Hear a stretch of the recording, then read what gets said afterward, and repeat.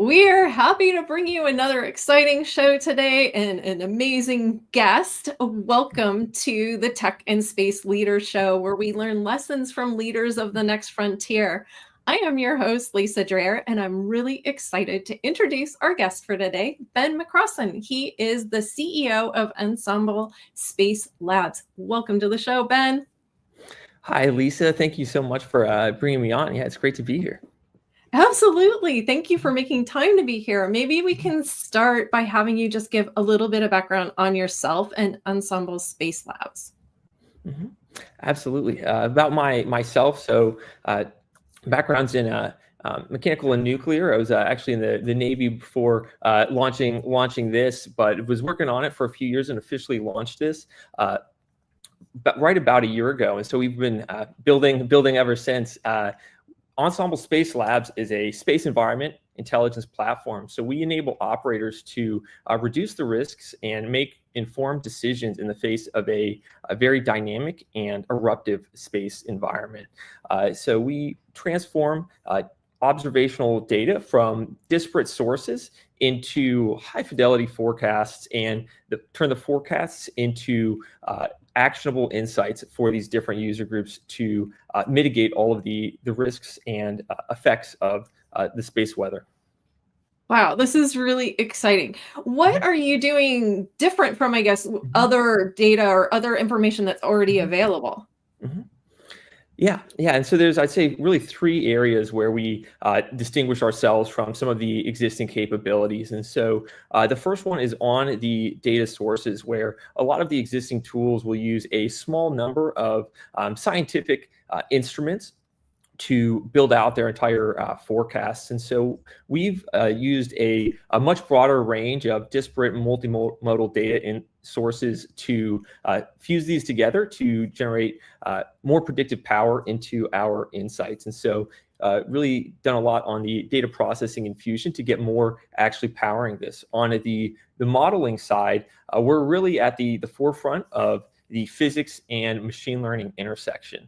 And so this is something that really is an emerging field, and we think we're right there at the tip of the spear on it, so to speak, where we can take the understood physics as well as the latest architectures from traditional machine learning and have the predictive power of the data and the physics both augmenting the solution to give better insights. Space weather is a bit different than some other domains where there's just not enough data out there to be purely data driven. And so we really do have to be very thorough about how we're using the data and how we're integrating the physics into it. And so while a lot of groups will just kind of have the physics guide how they set up the architectures, we're using the physics directly within the models to have a more predictive impact. And so I think this is going to result in better, higher fidelity, longer lead time forecasts. The last piece is, I think this is something that's often neglected, is really translating the forecasts into insights, where there's a pretty big gap between understanding what's happening in the environment and understanding how you need to operate to reduce the risks and to just optimize your operations in the face of this changing environment. So that we do a lot to translate this for very granular insights specific to different user groups, and we can have these go directly into asset level insights. And so something where you could understand that there is a storm happening over this period, but we're really translating that into these are the impacts on these specific systems on a satellite, and this is how a satellite should be operated to best mitigate these, and really giving this information to the operators to make the most informed decisions. Okay. You talked a little bit about different user groups. So who are the main user groups for this information? Yeah. So space weather affects a broad range of users. The biggest one, and the one that we've really focused on for this kind of beachhead segment, is the space industry. And so satellite, as well as other things like launch and human space flight, but it affects other groups like ground base as well. It's got impacts across defense, communications, GPS or broader positioning and navigation, and actually electrical power. And so a wide range of phenomena, starting with solar activity and particles that they're sending from the sun to the near Earth environment. And then there's a range of phenomena, but some of the biggest ones on the space side are affecting the atmosphere, which is going to cause a lot of drag on satellites. And so as the upper atmosphere expands during these geomagnetic storms, people often think of as there's no air in space. Well, there's some atmosphere and it's thin, but it really heats up and expands, and so the drag experienced by the satellites can increase tenfold, really changing what they're expecting their trajectories to be, and can cause shorten the satellite lifetime and introduce risks of collisions and loss of control. And so a pretty broad range. There's also impacts from radiation, where you have these high energy particles from the sun. It's could be lethal to human spaceflight, and also damage electronics, and so it could be catastrophic or reducing the lifetime on satellites. And then lastly, it's the signal interference, where you can get service outages and stuff. And so pretty broad range of impact, and we're really building out a suite of tools to address each of these individually, and then kind of, given the full range of impacts, provide the insights to the users on how to best operate in the face of all of those impacts. Wow, that's amazing. So I know your platform is integrating, and you mentioned this in the opener, advanced machine learning and scientific modeling. How is that, I guess, making it more advanced, or, like better than what is already being offered so far? Yeah. I think, well, one easy way to think about just the what is giving the predictive power is you have the different data sources giving the predictive power, and you have the model architectures, and then you've got the kind of understanding of the system, or the physics. And so I think we're really pushing the boundary on all of these fronts, and trying to get the most out of all of them. And so using data sources that have not been traditionally used in the models is going to have, more data can lead to more predictive power. Having more sophisticated machine learning architectures is also going to be an advancement of some of the empirical models that are either simpler machine learning or some statistical or regressive type models. And so having these more sophisticated machine learning models is also going to provide room for improvement. And then the last piece is the understanding of the system, where there's some kind of a split in a lot of the traditional modeling systems, where you have some physics-based models, which are numerical simulations based off of solutions of all of the equations, or you could have these empirical models, which are data-driven and estimates. And so these have previously existed kind of separated, and you have either an empirical or a physics-based model. And what we're able to do is have a machine learning model that's trained on the data while including the known physics within the system. And so having all of these areas really enable us to have more predictive power in the models that we have compared to some of the legacy systems.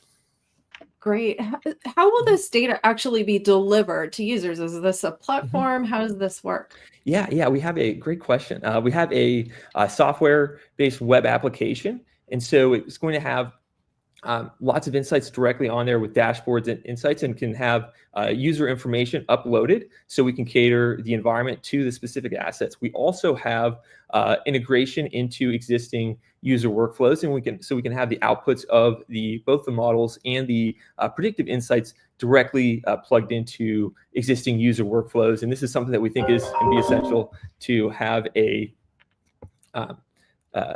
mitigated impact on the different user groups, and really translate from the forecast to insight, where we're really solving a lot of the questions on how do they use the space weather data. Gotcha. Where are you in the development process? So we've been around for about 1 year.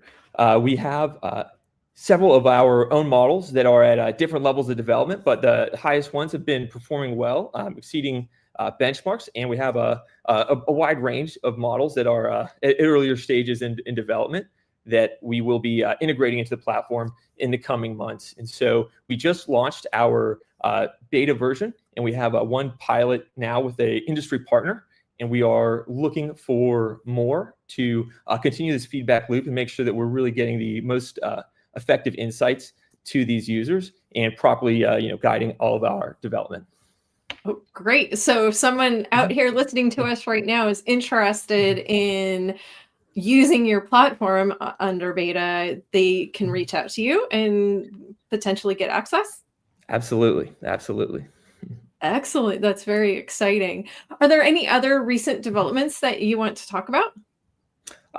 I think some of the most interesting stuff is with the space environment too, where we've seen such a recent increase in the amount of space weather activity. So the solar cycle is about a 11-year cycle where you see periods of relatively frequent and intense solar activity, followed by a low point where there's less of this. And so right now we are in the solar maximum, where we're seeing some of the most frequent solar activity, and this is really going to be impactful. There's been a lot of cases where satellite constellations are not lasting as long as they initially planned, where there are increased outages and degradation to components. And so I really do think that there's a lot that's happening right now, making this very critical for operators to address this. In addition to, like, there's just lots more satellites on there, and so the total impact of this is really growing. Great, great. So from an investor's perspective, how big is the market for space weather? Yeah, I think that it's a great question, and it's something that is sometimes unintuitive. But I think we really need to look at the magnitude of the impacts of the space weather to understand the real market opportunity there. And so a recent report published by Lloyd's, one of the largest satellite insurers, estimated that a major solar storm could have an impact of $2.4 trillion. And this is something that's really just going up. There's a few trends, not just the increasing number of assets in space and the level of dependence on space-based capabilities for communications, for positioning, and just the reliance on these technologies. But the risks of these assets are actually increasing as well. There's some macro trends that are really driving an increase in these. Some of these include the lowering altitudes, where to reduce the latency and increase the resolution for some Earth observation, satellite constellations are now deploying lower and lower. But because the atmosphere decays exponentially, they have much more drag that they experience. And so these solar storms that increase the drag have a much more serious impact on these satellites, and that can really reduce the impact. And so it's going to be, as satellites start launching lower and lower orbits, it's going to be more and more important. As the space also gets more crowded, the risk of collision increases. And when you have these major geomagnetic storms that change the way these orbits are propagating and change where the satellites are going to go, it really complicates the picture for trying to avoid collisions and trying to maintain what they call space traffic management. And so it's an absolute necessity that space weather is properly addressed for this application. The last one is that there's a major demand for more on-orbit processing power. And so the difference in performance between the latest GPUs and the kind of current state-of-the-art for the rad-hardened software, which had traditionally been used in almost all satellites, has grown. And there's just a major migration from the rad-hardened electronics in satellites to commercial electronics. And so these are going to be much more susceptible to the impacts of radiation. And they really can't have the same capabilities from some of the legacy systems. And so what that means is when they can't, solve the issue of radiation on the satellite construction side because they need to use these new components, what they have to do is mitigate the risks operationally. And that's going to involve understanding what the environment is, what's going to happen, and how that affects your satellites. And so there really are a range of impacts that are substantial and just growing. And so see this as a market that's going to be big and growing. So our estimates say it's about a $17 billion market opportunity by 2030. Wow, that's amazing. And I think you're kind of alluding to a topic that I think is coming up more and more, and that's space sustainability. So how can what Ensemble Space Labs are doing support that?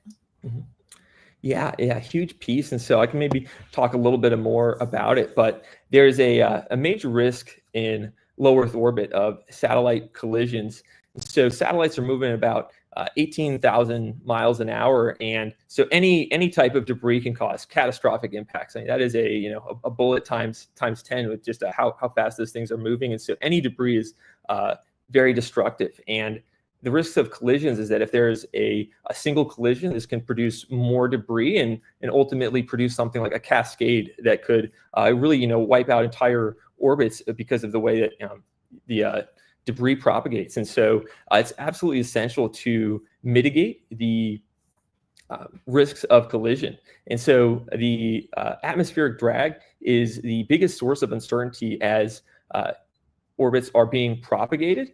And it really has a major impact on when you have these solar storms where you could have 10 times the drag that you normally experience on your asset. And so these can result in position uncertainty of on the order of 10 kilometers within just a couple of days. And so really substantial, and having better information about the environment reduces these gaps very significantly, gives operators the time to take actions and avoid this. And so this is really a must to better address this, because there've thankfully not been any collisions due to these geomagnetic storms, but it's certainly a possibility. And this is really only being coupled by the fact that now a lot of satellites will maneuver autonomously. And so when you have a lot of satellites just moving autonomously without any of the deconflicting, understanding what all the other satellites are doing, really only increases the risk. And so I think this is something that's absolutely a must for having maintaining the sustainable space environment. Yeah, absolutely. So looking forward, what does success look like for Ensemble Space Labs over the next 12 to 18 months? Yeah. We've been heads down and plan to stay pretty heads down building, but looking to really expand on the capabilities of our tools. And so, as mentioned, we've got a suite of models that we're building out. We have some that are very well developed and some that are earlier stage, and so want to continue to build models to really mitigate all of the impacts from the space environment on these. And then looking at transitioning these pilot partners into customers, have the full final version of the product released in Q4 and start those conversions. And so really do see a kind of focus on the building piece side, and then in the implementation side, starting really at the end of the year, going into the early of next year, where we're really working on getting the solutions implemented and integrated into the different user groups. And so that's the focus. But what we want to do is really just push this boundary of the physics and machine learning and build a predictive tools that mitigate risks for these different groups. And so having a platform that can address all of these different risks that's what success looks like to us, where we're reducing the risks to all the operations based on the space environment. Excellent. Okay, so if somebody wants to learn more about Ensemble Space Labs, what should they do? We have a website, ensemblespacelabs.com. We're on LinkedIn, also Ensemble Space Labs, and feel free to reach out to the page or reach out to my personal LinkedIn as well. Be happy to share more about what we're doing, and for any potential folks interested in being a partners for the beta release, would be more than happy to have those conversations. Excellent. Well, very exciting. We can't wait to see as you continue your development. It's a very exciting offering. Thank you. It's exciting for us. Thanks for making time to be here, Ben. And I do want to take a moment to thank GuideForce for hosting these sessions. To learn more about GuideForce, you can visit guideforce.com. And we'll see you next time on the Tech and Space Leader Show. Thank you.